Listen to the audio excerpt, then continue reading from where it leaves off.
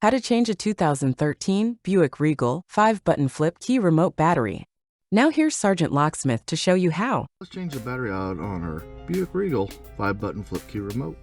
For this task, you will need a flat tip screwdriver and your battery, which is a CR2032.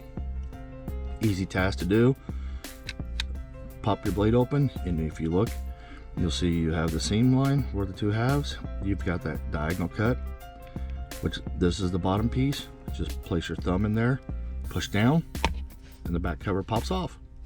Take this flat tip, you notice there's an indentation over here, put it right in there, and you want to lift up to pop it out.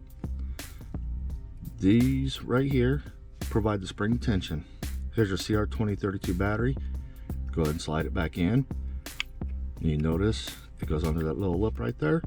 And when you get in, push it down, and it should lock in with the other tabs. Go ahead and put the back cover on. There you go, you've changed it out. Okay, thanks again for watching, and let's be safe out there.